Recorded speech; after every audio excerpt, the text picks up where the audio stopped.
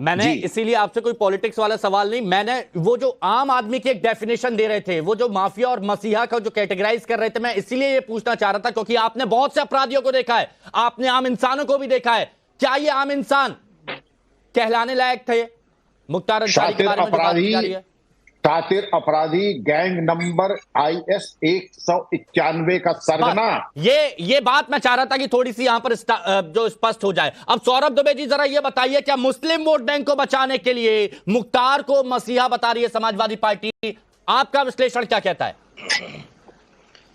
देखिए, मेरा विश्लेषण क्या, पूरे देश का विश्लेषण यही है कि जो एक दुर्दांत अपराधी है जिसको मसीहा बताया जा रहा है, ये बताया जा रहा है कि वो गरीबों की मदद करता था।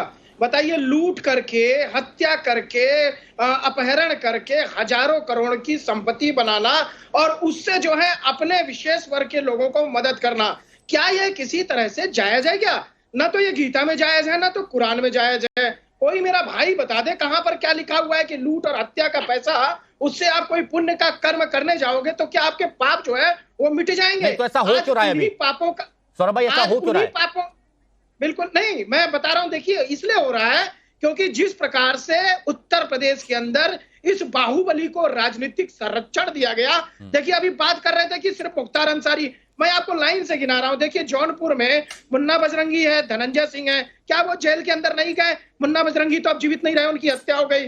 दूसरा आप जो है उसके बाद चले जाइए विजय मिश्रा भदोही में, उसके बाद डॉक्टर उदय भानु सिंह चले जाइए, अतीक अहमद चले जाइए, विकास दुबे की क्या कहते हैं उसको, क्या पनिशमेंट नहीं मिला था? क्या कानून जो है वो सबके लिए बराबर है? ये नहीं मानते लोग। जिस प्रकार से यहाँ पर अपराधियों को राजनीतिक संरक्षण पहले दिया गया और वर्तमान में चैनल पर बैठ करके लोग समर्थन उनको दे रहे हैं, उनका समर्थन कर रहे हैं, यह कहीं ना कहीं देश का भी अपमान है। और जो देश उत्तर प्रदेश है, उत्तर प्रदेश को उत्तर प्रदेश आप कैसे बनाएंगे? अच्छा, ठीक भाई, है। उत्तर प्रदेश को उत्तर प्रदेश तो आप तभी बना पाएंगे जब कानून के माध्यम से ऐसे अपराधियों का जो है वो खात्मा किया जाएगा। मैं सबकी राय समझना चाहता हूं, इसलिए के शर्मा जी, ओवैसी साहब हो, मायावती हो या फिर देखिए, क्या ये सिंपैथी कार्ड MY समीकरण बचाने की मजबूरी है, जो एक बार फिर से मुस्लिम वोट बैंक जो छटक रहा है उसको पाले में लाने की एक कोशिश है? मैं आपका नजरिया जानना चाहता हूं।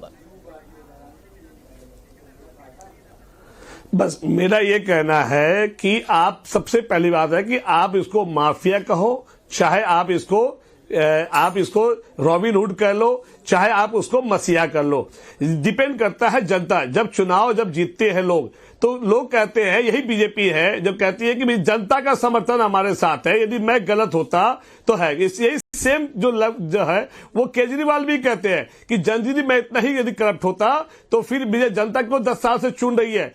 ये आप जान लो कि कोर्ट जो है उसको एक्यूज कहेगी या उसको गिल्टी कहेगी, लेकिन जनता यदि जिस तरह से भीड़ उमड़ रहा है और जिस तरह से भीड़ जो दिख रहा है वो मसीहा यदि कह रहा है और वहां के लोग को यदि उससे फायदा हुआ है, यदि वहां का यदि रॉबिन हुड कहे तो भी गलत नहीं है। लेकिन माफिया सब जो है, यदि केस के 65 केसेस जिस तरह से उनके खिलाफ चल रहा था और जिस तरह से 3 ऐसे केसेस, चाहे किशननंद का हो चाहे वो रुंगटा का केस हो, इस तरह से जो संबंध है उससे माफिया तो कहना भी कोई जायज है तो जायज है, लेकिन मसीहा यदि कहा जा रहा है तो वो भी जायज है और रहेगा, क्योंकि ये भीड़ 9%, जहां पे गाजीपुर की जो जनसंख्या है वो 9% मात्र मुस्लिम है और वहां पे 9% का यदि सिर्फ मुस्लिम उनके साथ होते तो फिर वो 1,20,000 से जो देश के जो अभी जो लेफ्टिनेंट गवर्नर जो बने हुए हैं उनके खिलाफ में वो 1 लाख उसके भाई अफजल अंसारी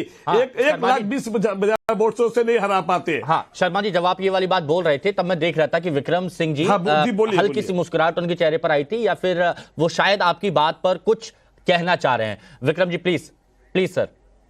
देखिए, ये स्टैंडर्ड ऑपरेटिंग प्रोसीजर होता है। मेरी जिंदगी बीत गई माफिया क्राइम सिंडिकेट्स को देखते हुए। ये एक ऑपरेशन होता है। 1000 करोड़ की लूट करो और 50 करोड़ गरीबों में बांट दो। ये कहो कि ये हम दान कर रहे हैं, पुण्य कर रहे हैं, जकात कर रहे हैं। वास्तविकता ये है, न ये दान है न पुण्य है, ये जकात है। ये लूट की माल का अपने अंतर आत्मा को उसको शीघ्र करने के लिए है, सदियों से उतारा है। तो गलत सही नहीं हो जाएगा। जो डकैत करते हैं और जो डकैत है, दान उग्रवाद से नहीं, दान केवल सात्विक कमाई का ही आधार दान हो सकता है। पाप की कमाई से दान नहीं होता है। पाप अच्छा, की विक्रम कमाई सिंह से फैसला तो जी। ऊपर भगवान वाला करेगा। भगवान है, एक बात याद आ गई है विक्रम जी, ये क्या वही एग्जाम्पल हुआ विक्रम जी? क्योंकि शर्मा आपने जी डकैती के बाद से दान पुण्य किया जा रहा है, तो ये मैं कह सकता हूं कि ये अनाचार है। ये मेरे परिवार का भी कोई कर दूंगा बाहर। अच्छा विक्रम सिंह सर, क्योंकि आपने चंबल संभाग का जिक्र किया, मैं भी ग्वालियर और उसी क्षेत्र से आता हूं, अटेर मेरा गांव है। तो मैं जरा ये जानना चाह रहा था, क्योंकि जो मैंने सुना है वहां पर ऐसा होता है कि जो डकैत है बाहर से लूटते हैं और ठीक है, तो उसका कुछ 1-8% वहां पर मंदिर या फिर उस क्षेत्र में दे देते हैं, ताकि अगर उन पर कोई कार्रवाई हो तो एक शील्ड बनाई जा सके, एक गांव को पूरी तरह से सिक्योर किया जा सके। क्या यह एक तरीका नहीं होता? बिल्कुल होता है। और कितने 18 मंदिर में गिना दूं, बाह बटेश्वर, खेड़ा राठौर, और वहां पर जो भिंड मुरैना में जो डकैतों ने बनवाए हैं, बेटियों की शादी करते हैं शर्मा जी, और अपनी एक छवि बना ली। अब ये कॉन्सेप्ट क्या क्लियर हुआ आपका? मसीहा अब और ये निर्णय भगवान देंगे, अब ये निर्णय भगवान देंगे। नहीं, विक्रम जी जो कॉन्सेप्ट है उनको ये बता दे कि क्या राजा भैया जो राजा भैया है, क्या वो मसीहा है या माफिया है? पहले ये जवाब दे दे हमारे को, तब हम मानेंगे, क्योंकि वो भी माफिया बाहुबली कहे जाते हैं। वो क्या है? मुख्तार अंसारी की हो रही है अभी, जिसकी बात होगी। अंसारी क्यों? जब मुख्तार अंसारी बताया गया कि आपके पीछे भी आपके बात होगी। ना विषय परिवर्तन ना करें, जिसकी बात चल रही डिबेट उसमें होगा। और राजा भैया क्या है? वो क्या है? ठीक है, ये वो माफिया या मसीहा? विक्रम सर, एक्चुअली क्या रहता है कि कई बार डिबेट को डाइवर्ट करने की कोशिश होती है, लेकिन हम वापस उस ट्रैक पर ले आते हैं। सौरभ जी